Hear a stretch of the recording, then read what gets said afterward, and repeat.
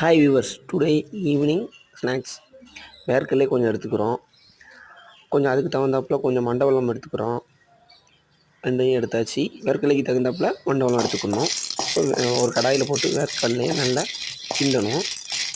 அது நல்லா பொன்னிறமாக வதனையும் நல்லா வறுக்கணும். வறுத்துட்டு மிக்ஸி ஜாரில் அது போட்டு வேர்க்கடலையை நல்லா ஒரு 1:3 ஆர் 1:4 நல்லா பரபரன்னு அதை அரைக்கணும்.